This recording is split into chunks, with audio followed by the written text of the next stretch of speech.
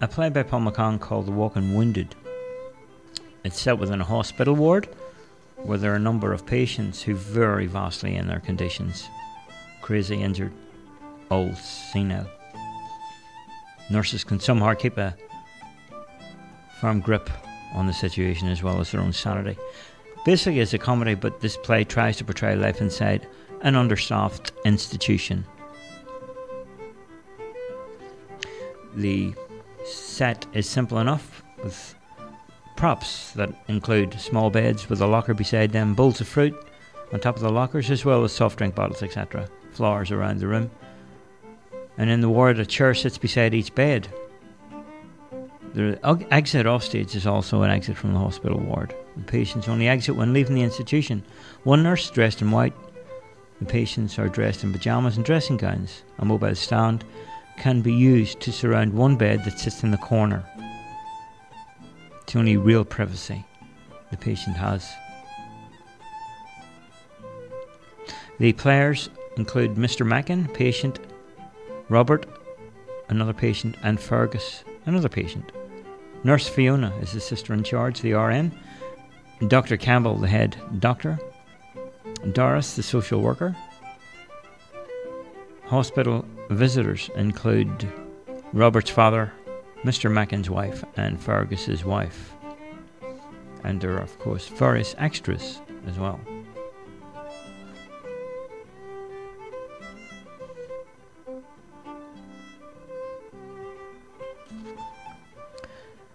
Act 1. The play begins in a hospital ward. A few beds are occupied by patients asleep. One young lad does a forward roll, or a somersault, up the ward and lands on his feet by one of the beds. One of the nurses caught sight of his antics and made her point. The ward has only 2 patients present. Nurse Fiona. Robert, any more of those and I'll see to it that you get extra medication, okay? She makes her way to the other patient and looks in a bad way by his bed. How are we today, Mr. McCann? What? Robert. Are you deaf or something? He does another somersault over to the bed. Come in, drink your lemonade. He reaches out for the bottle. Mr. McCann. Hi, you. Take your hands off that. Nurse Fiona. Robert, get back to your bed right this instant. Robert. I can do anything I want in here. I'm the king of this place. You can't touch me. Nurse Fiona. I think maybe we'll have to keep you in here a little while longer, Robert. I'm not quite sure that you're really ready to be released yet. Robert. I don't care. I'd get out. You don't have nothing on me. My dad's coming tonight. He's going to take me home. Robert puts the lemonade to his mouth and drinks, then goes back to his own bed. Nurse Fiona leaves the ward with the words, So, you're leaving us tomorrow then? Well, we'll see about that. Robert. Don't you ring up my dad. Mr. McCann. Hey, you, big mouth, come here. Robert, his feet skipping over to the bed, he bursts out in a song. They're coming to take me away, ha ha hee ho ho ho hee. Don't you think I've got a good voice? Give me a cigarette, will you? Mr. McCann. There's a packet in my locker here. Take one out, okay? Robert. You're dead on. I'll give you a couple tonight when my dad comes. He's bringing me a packet. What happened to you anyway, mister? Mr. McCann. I was run over by an armoured car. Robert.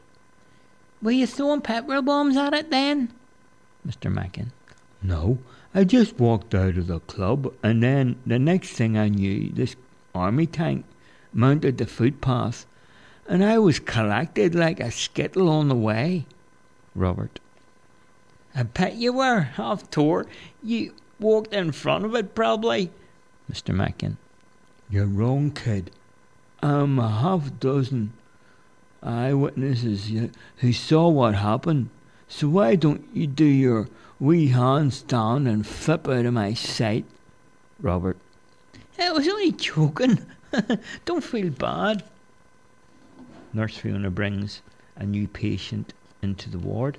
The patient is shaking from head to foot. Without warning, Robert does a backflip or forward roll over to the new patient, Fergus, who reacts immediately. You bastard! Swinging punches. I'll kill you! I'll kill you! Robert gets up and fights back. Nurse. Doctor, help! Doctor! The head doctor runs in with Doris, the social worker, at his heels. Dr. Campbell pulls the two patients apart.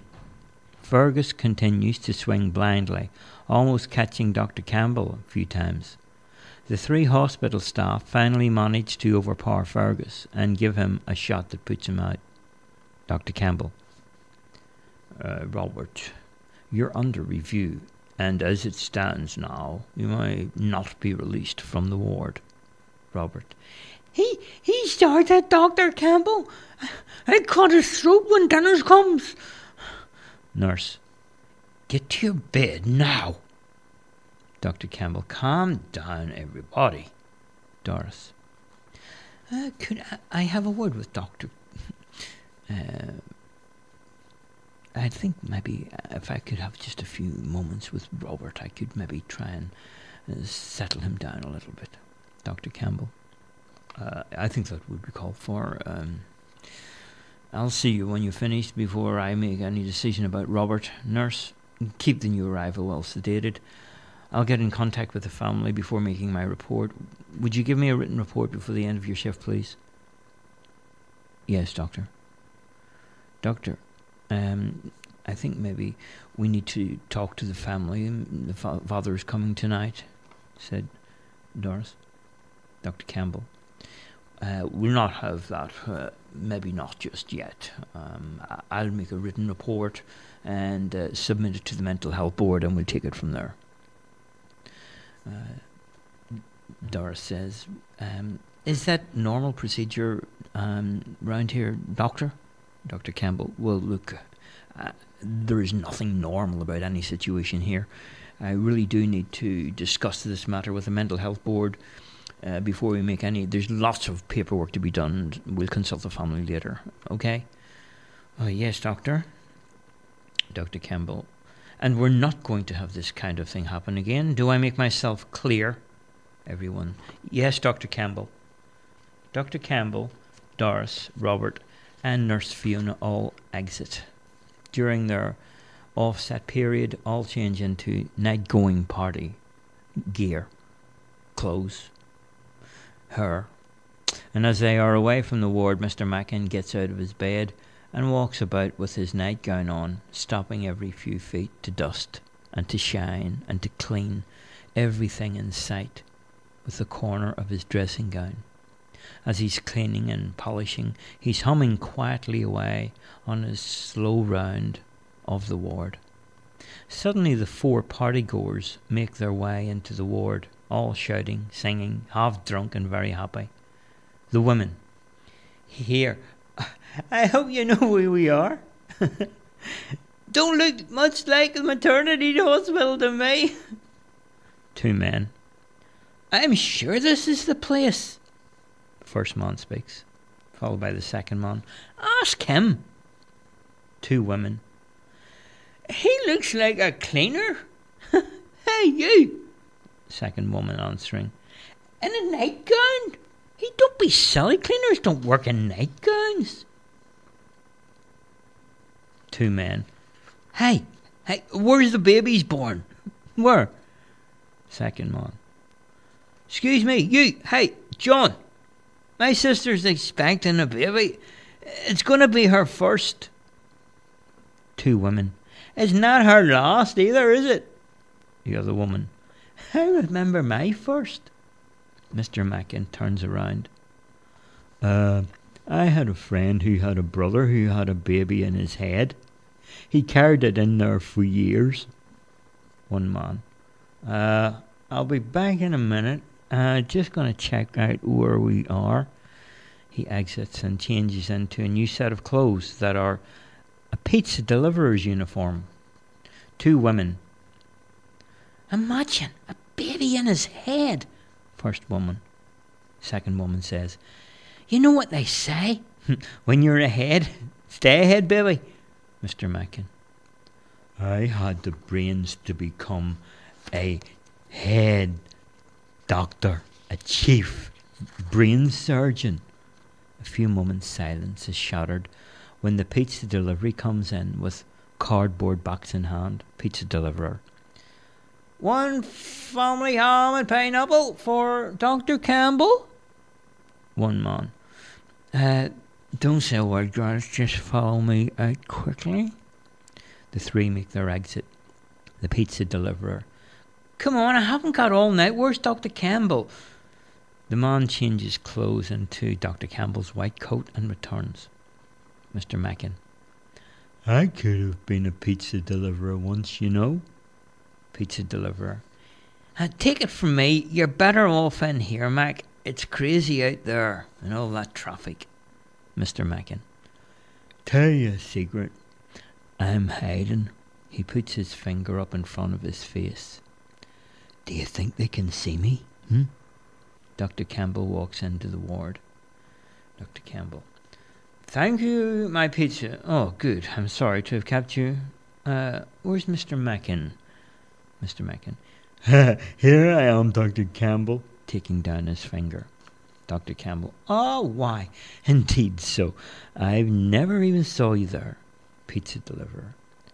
If you want to pay me, I'll be on my way. Dr. Campbell pays the deliverer, who exits and changes back into Robert's clothes. During the time he is changing, Dr. Campbell shares his pizza with Mr. Mackin. Mr. Mackin. I like the pieces that hang on to the cheese, Doctor. This elastically sort of stuff. It's like they don't want to be eaten or something. Dr. Campbell. I think pizza is like art. Look at that. Dr. Campbell shows him the top of the pizza slice. Mr. Mackin. Did you see that, Doctor? It's talking to me. Dr. Campbell. Oh, I did indeed. I did indeed. Robert returns with Doris. Doris. You'll be all right now after a good night's sleep. Off you go to bed, Robert. In comes Nurse Fiona. Nurse Fiona. You wouldn't believe it, Doctor. I had 4 people looking for the maternity ward. Dr. Campbell. Did you show them the way out, Nurse? Nurse Fiona. Oh, I did. After I checked the night security, who were fast asleep, would you believe? Dr. Campbell. Oh, I would like another written report before you finish your shift, Nurse. I have to stop this kind of thing from happening again. Nurse Fiona. OK, I'll do it right away, Dr. Campbell.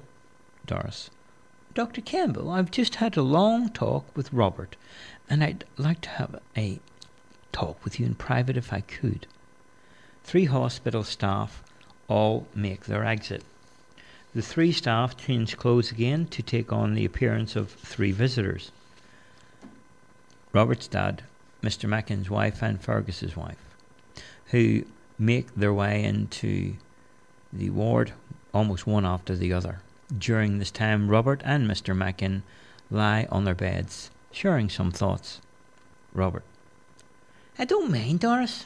She's nice. Mr. Mackin. What's the time? Robert. 7:30. Mr. Mackin. How do you know? Robert. I saw it on Nurse Fiona's watch when I was looking at her. She's nice. Mr. Mackin. I'm sick of you, the way you talk. Always talking about Nurse Fiona. Robert. Nurse didn't even see me looking at her. Mr. Mackin. Just shut up. Always talking about the nurses. Robert. You want to make me shut up, do you? Mr. Mackin. I'll kill you. I'll kill you. Getting off his bed and grabbing a chair on the way, but he is interrupted by the 3 visitors who make their timely exit into the scene, breaking them apart. Robert. Hey, Dad, did you bring me cigarettes? See him, Mr. McCann, there? He's gonna get it, Dad. Robert's dad takes a chair and sits down beside Robert and says, I got you 20. Oh, thanks. Thanks for the chair, son. I'm really tired. It's been a long day at work and a long walk up that hill here to the hospital doors. Mr. McCann. I wouldn't know. I haven't been outside this ward for 3.5 months. Maybe 6 months even. Mr. McCann. I'm sure it won't be long until you're out again, said Robert's dad. Mr. Mackenn's wife comes in, takes a chair and sits down beside her husband's bed. Mr. Mackenn. Do you see that new arrival there? Mrs. Mackenn. Sleeping Beauty, you mean? Fergus gets a visitor. She carries a bag and seems very happy to see him. Fergus stirs a bit. His wife comes in and sits down quietly beside him. Robert. See him over there? I'm gonna cut his throat, Dad. Him. Robert's dad. You'll do nothing of the sort, Robert. Robert. Just watch me, Dad. Robert's dad. You shut up or else I'm not coming back ever again to visit you. Robert. Where's my cigarettes then? His dad hands them over. Fergus. Jesus, get me out of here, Jesus, get me out. In a very nervous tone. Fergus, his wife. Calm down, love. We're all here with you. Fergus. I want out, tell him. I want out, okay? Come on, love, get me out of here. Fergus, his wife. Here, I brought you some fruit. She hands over a few apples and oranges from her bag. Mr. Mackenn looking over. Poor man. Mrs. Mackenn. He's a real mess. Robert's dad. Let's have a sing-song. Anybody for a sing-song? Mr. Mackenn. Go ahead, Dan. You kick it off. Robert's dad. Does everybody know Danny Boy? Mr. Mackenn. No, where does he live? Robert's dad. What about Georgie Girl? Mr. Mackenn.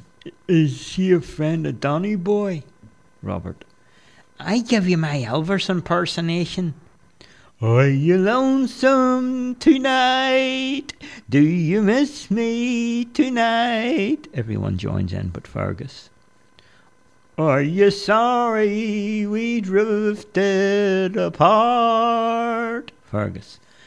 You're all sick in here. I don't know why. You should all just shut up. Shut up. A shattered silence falls for a few moments. Then, one by one, the visitors all make their exit. Robert. I'll be out of this place tomorrow. Fergus. So will I. I'm getting out tomorrow. The end of Act 1 ends with the lights as they dim on stage and 3 patients get into their beds, and another day comes to an end around the walls of an institution. During the darkness on stage, props can be rearranged to resemble an office. The beds are removed and the set now is out of a social worker's office. When the lights return, Doris is sitting behind her desk going through her notes. Beside her desk is a small filing chest or cabinet. Curtains are drawn over a window and a clock hangs up on a wall. Various other things are in the office. A chair sits by the door, another opposite Doris. A typewriter sits on the desk, computer, laptop, few photographs, and beside the typewriter and computer is a container with pencils, pens, notepads, folders, paperwork. And the set is arranged for the scene is ready now for Act 2 is about to begin.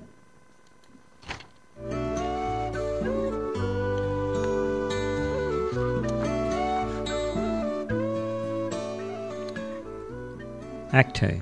The scene. Doris sits behind a desk with Robert before her. Robert is dressed in everyday clothes. Doris has a look through Robert's files, and then dialogue begins. Robert sits, fidgeting nervously. Doris. How do you feel in yourself, Robert? Robert. I don't know. I've never been able to feel much in there, like, you know. Standing up, he feels himself all over head, shoulders, legs. How am I supposed to feel? Doris. All right, Robert, that's enough. Robert. Maybe you don't know, but I'm getting out today. Doris. I know, Robert. Do you think you'll be able to live back with your father without drinking any more bleach and without breaking any more things around the home? Robert. I don't know what you're talking about. He only said that to have me put away for a few weeks so he could have a holiday. I didn't do any of those things he said. Doris. I can't see any reason why you should stay in here any longer. So if you sign this paper, you can pick your personal belongings up and leave the hospital. Robert. Are you serious? I couldn't sign to save my life. Doris. Just put an X then, here. Robert. What's an X? Oh, forget it. Give me a thumb. She puts his thumb on her ink pad and stamps his thumbprint on the release forms. Okay, then, you can go. See, by this time, and never be the same again. Off you go and behave yourself. Robert. Bye-bye. He exits as Dr. Campbell walks in. Has he gone then? Yes, Doctor. Oh, thank God. We're in need of another bed right away. There's a young lad on his way. He's in the ambulance right as I speak. He's in a bad way. Someone found him talking to a lamppost in the city centre. When they tried to put him in the ambulance, he took all his clothes off and sat in the middle of the main street. 3 buses had to swerve around him. He says that he's from another planet and must speak to the head of the church and the government. He smells of drink and drugs. I've been told by the man who found him that the ambulance driver is also a little concerned. Didn't want to pick him up, but the ambulance driver could need maybe someone to talk to when he gets here. Doris. Doctor, do you remember that bed that you're going to give this new arrival? It's already been allocated for Patrick Morgan, the sheep farmer who tried to ride his tractor across the ocean to America. Oh, God, that's right. Oh, I forgot about him. Listen, how do you think Mr. McCann is doing? Doris. Oh, not yet sane. Very unsteady. He has moments of psychotic behaviour followed by brief periods of anger. Not yet stable enough to be released, I'd say, Doctor. Dr. Campbell. What about any of the other wards? Doctor, there are no vacant beds anywhere. Every patient in these wards, from my point of view, needs locked up in a security situation or another institution. Not here. That's my personal opinion. That McKenna in Ward C tried to pull the plug from the TV set for his own ECT treatment, if you know what I mean. And the nurse on duty hadn't stopped him. Maybe he might have even had every other patient in the ward under the same process. In giving up the electric plug, 2 hospital staff were cut with a blade that he produced from his pocket. Dr. Campbell said. Well, I get the message. Get Mr. McCann ready for discharge. I think he's recovered enough. Doris. But doctor, do what I say, please, Doris. Oh, whatever you say, doctor. Dr. Campbell. Have his papers ready. Get in contact with his wife. He'll need to be collected before tea. That will give us 2 beds now in the recovery ward, and get that new chap back together again quickly as you can. There's 2 more patients on their way up from Ward C in a week for recovery. They're due to be released at the end of the month. Doris. Just as you say, Dr. Campbell. Dr. Campbell. And try and keep the staff out of the drugs cabinet. 5 staff members, whilst under the influence of some uppers, managed to start a party last night and alert security. It was a very tricky situation. I managed to straighten out again.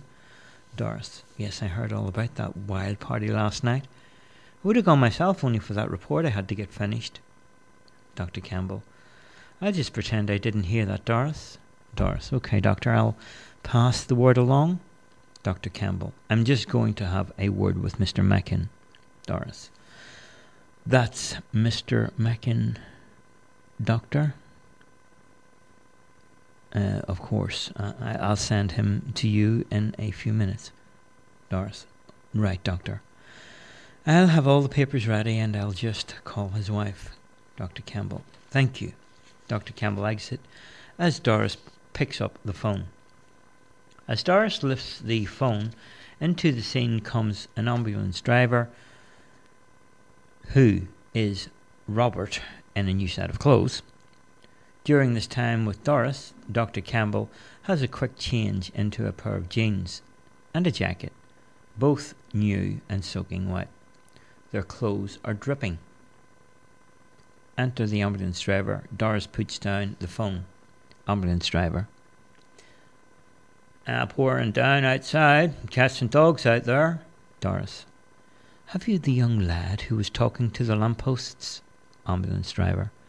Yeah, he's in the corridor under a watchful eye. Doris. What's his name? The ambulance driver. First he was St. Jude, Help of the Hopeless. Then he was George Shaw, Bernard Shaw. And then he came Father Duffy. So, as far as I can remember, his last name was Herman. Yeah. Doris. Okay, bring Herman in then, if you wouldn't mind. The driver goes to the door and shouts, would you mind coming in here, please, sir? This way. In walks a very withdrawn man, head down and talking to himself, muttering away. Doris. Who have I? The patient looks up. You have but yourself, and I. Who have I? Doris. That will be all. Thank you, driver. I can take it from here. The ambulance driver. All right, then. See you later. Take good care of my friend now, will you? Doris. You rest easy. He will be as right as rain. Ambulance driver. Don't talk about rain. I'm off to Rosewater Village to pick up the local idiot there who's fallen through the chemist shop roof in the middle of a break and entry job. The driver exits from the set. Doris. Well now, what have you been up to? The patient looks up. It's not me, you know. It's them. Doris. Them? Oh, I take it are friends of yours? Patient. They don't think I am, but I do. Doris. You mean the lampposts? Patient. No. What's the matter with you? They're on our side. Doris. I see. Tell me, who are you frightened of? Patient. Spies. Shh, they might be listening. I can't really reveal anything to you now. Doris. It's okay. You're safe here. There are no spies, I promise. Patient. Are you recording this conversation? Doris. Why would I do that? I'm here to help you. So tell me, what is the real problem at the moment? Patient. Do you know who I am? Doris.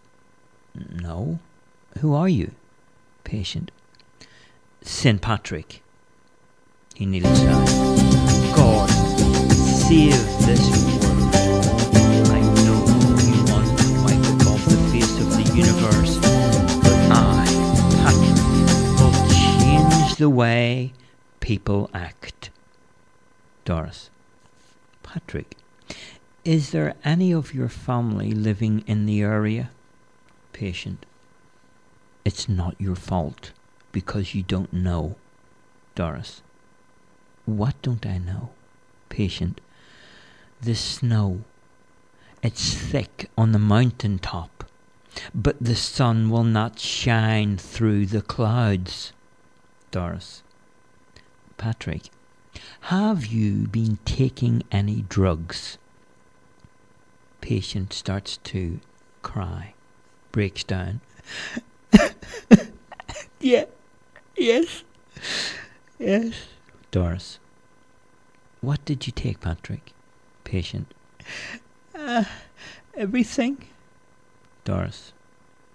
Name some of the things you've taken. Patient. LSD, heroin, hash, solid speed marijuana, trips, all sorts of things. Uppers, downers, cocaine, cough mixture, cocktails, nerve tablets, glue bags, morphine, painkillers. That's all I can remember. Doris. How long have you been taking drugs, Patrick? Patient. 6 months. Doris picks up the telephone on her desk, and Patrick takes the seat quietly, puts his head in his hands. Doris. Hello, Nurse Fiona, it's Doris here. Listen, I forgot to tell you. She lights up a cigarette. Dr. Campbell wants you to work an afternoon shift and an extra shift tomorrow. Is that okay? Patrick sits like a little baby in the chair. I need help, and if I don't get it, I'll go somewhere else. Doris. Hold on, Patrick. Nurse. I know it's your third double shift in a fortnight, but you're well aware we are understaffed, and Dr. Campbell has promised to get 3 student nurses in next week. But I have a young man here, Patrick, who is in some need of urgent help. Can you please come and collect him? He has a bed waiting in the recovery ward, okay? Thank you, Fiona. She puts down the phone, and Patrick pushes his feet up onto the desk and says, I love you. Doris, quite shocked. You'll be looked after. Patrick, can you let my sister know where I am? Doris, your sister, okay. What's her name, Patrick? Her name? Wait a minute, I know it. Just give me a second. I know it. I can see her face. I can see her face.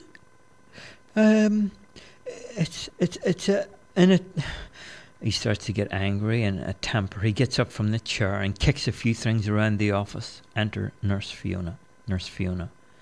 Well, I see you're not too happy then. She puts an arm around him. Well, tell me all about it. Both exit the office. Patrick changes clothes into Dr. Campbell's coat and enter Mr. McCann, dressed in his everyday clothes. Sitting down at the desk, Mr. McCann. Is my wife here yet? Picking up the odd item from the desk and polishing it. I'm going home today. Doris. Well, that's great news. How do you feel? Mr. McCann. I'm okay, but it's the state of the place. Look at it. I'm so worried who's going to clean it when I'm not here. Doris. Everything's in order, Mr. McMacken. If you wait at the front door, your wife will pick you up shortly. Off you go now, and we'll not see you again, okay? Mr. McMacken. Thanks for all the lovely help you've been, Doctor.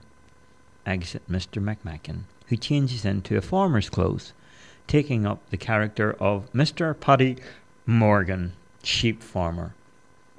Enter Dr. Campbell to the office. Dr. Campbell. That young lad is in a bad way. He's sedated for the time being, but first thing tomorrow I want him down for an ECT course. Can you make a note of that, Doris? Doris. I will, Doctor. I told Nurse Fiona you have asked for relief staff. I hope that was the right thing to say. Dr. Campbell. Is she going to work the double shift? Doris. Oh, yes, Doctor. Dr. Campbell. Right. The thing is, there is no chance of us getting any more staff for at least 6 months. The other thing is, we don't have enough beds available. People are walking out from this institution not yet recovered. There is no proper care for them. And let's face it, Doris, it's the walking wounded. We're not sending out any more from this ward into a world that has no pity or compassion. But there is no other thing that we can do, Doris. Don't I know it? Enter Patrick Morgan, sheep farmer. Patrick Morgan.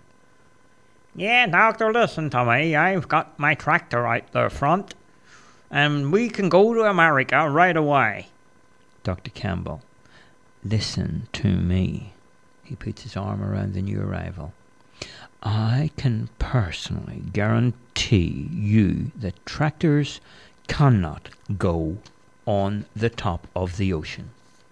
Patrick Morgan. Yeah, mine can. Dr. Campbell. Believe me, it's impossible. Patrick Morgan. Just trust me. Come on, try. It'll be okay.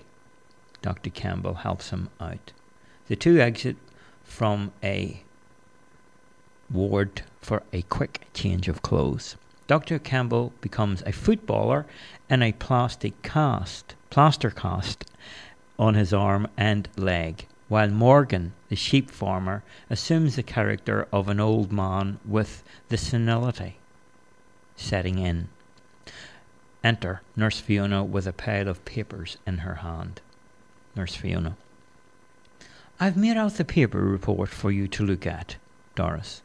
Let me have a look. Fiona hands them over. Doris.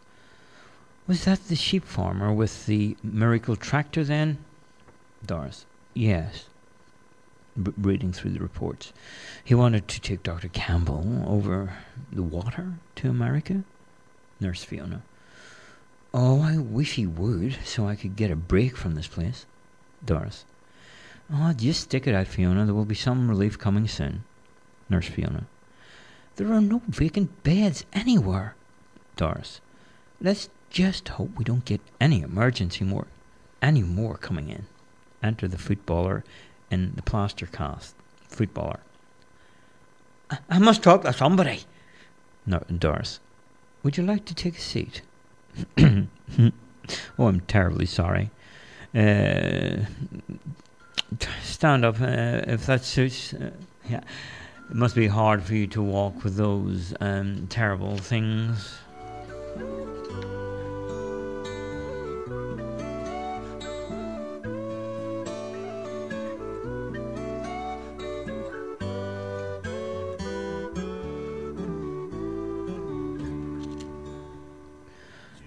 And as the footballer stands there, again, I must talk to somebody. Excuse me, we're just a little busy at the moment. As I was trying to say, Fiona, there are no beds anywhere. I need someone just to talk to. I'm a professional football player. How does my wife expect me to earn a living with a broken leg and a broken wrist? I mean, how am I supposed to take a 1-2 or a square ball? You tell me, how am I expected to call? Hey, how am I expected to run? Take one on the run, take another one with me with a broken leg? Tell me, she can't even seem to understand the situation. She's sitting out in the car. Can I bring her in? Maybe you can talk some sense into her because I can't get it through to her. It's not my fault. I'm off for a rest of the season. It's not. What does she expect me to do? Doris. Now, as I see it, you're having a bit of an argument with your partner. Am I correct? The footballer. Well, you could say that. Nurse Fiona. Listen, why don't I go and have a talk with your wife in private while you wait here in the office? The footballer. Well, you could try, but believe me, you've got a little ahead of your sister. You got to think. I've been trying to talk some sense into her all week. Doris. What's your wife's name? I call her Pinky. Nurse Fiona. Has she got a real name? Footballer. Patricia is the handle she goes by, but she prefers Pinky. Believe you me, I've been calling her Pinky for years, and I know she likes Pinky. Doris. Can you check the car park for Pinky, nurse? I'll continue this situation myself. Nurse Fiona. Right. Exit Nurse Fiona. Enter the old senile man in an overcoat. Old man. Is it 22? Doris. Are you all right there? Old man. Number 22. Footballer. I'm number 9. Centre forward. That's me. Top scorer. Old man. I live at number 22. Doris. Would you take a seat over there? The old man sits down. Have you been out for a walk then? Old man. Where is my hat? I can't find my hat. I must have my hat. It was on my head before. If I'm going out for a walk, I need my hat. Doris. Do you have a house where you live? Old man. I told you, number 22. I'm number 22. Doris. 22 where? What is the name of the street? Old man. How do you expect me to know? I don't know. It's number 22. Footballer. I used to live in number 23 once. It was on Cook Street a long time ago. Mrs. Rooney lived in 21. I think Mrs. Sutton lived in 22 as far as I remember. Doris. Would you mind waiting outside for a few moments, please? The footballer exits and changes into Dr. Campbell's clothes. The old man. I hope Mildred isn't worried where I am. Doris. Is Mildred your wife? Old man. No. She's my cat. A ginger-coloured pussycat. She likes meat and milk. But I can't afford meat. I'm on pension. We live in 22. Doris. Do you have a wife? Old man. Rita is in bed. She's asleep. Doris. Tell me, what is your name? Old man. Can I have a cup of tea? Enter Nurse Fiona. Nurse Fiona. There's no car in the visitors' car park. It seems we have a problem. Doris. Or two, I would say. Nurse Fiona. Oh, who's this then? Doris. That's what I'm trying to find out. Enter Dr. Campbell. Dr. Campbell. Well, if it's not Mr. Griffiths. What in the name of God has got you here at this time of the hour of the night? Doris. You know him, Doctor? Dr. Campbell. Oh, yeah, he was an old soldier. Suffers memory loss and wanders in and out of here from time to time, don't you? Old man. Can I have a cup of tea? Dr. Campbell. Put him into a bed, nurse, for the night, will you? I'll sort some things out tomorrow. Nurse Fiona. The wards are full, Doctor. Dr. Campbell. Improvise then. Set up a bed. One in the corridors if you have to. Nurse Fiona. Right, Doctor. Old man. And can I have biscuits with my tea? Nurse Fiona. Come along with me now. I'll see what I can do for you. Nurse Fiona helps the old man to his feet. Both exit. Dr. Campbell sits down and says, I hope that's all for tonight, Doris. Doris. Well, there is someone waiting outside. Oh, you mean Noel? Said Dr. Campbell. The centre forward. Doris. Oh, you know him, do you, Doctor? Dr. Campbell. Oh, yeah. All he's after is a bed for the night and someone to listen to him. He's an ex-patient. I'll have another bed set up in a corridor for him. Doris. The way you talk, it's like a refuge for the homeless here, Doctor. Dr. Campbell. Well, I mean, after all, we must do our best. Standing up. It is our duty to care for, shelter, and accommodate all who enter this place of rest. That may include the homeless, weak and weary, the depressed, the insane, the lonely, the frightened. In fact, aren't we all walking wounded from time to time? The end.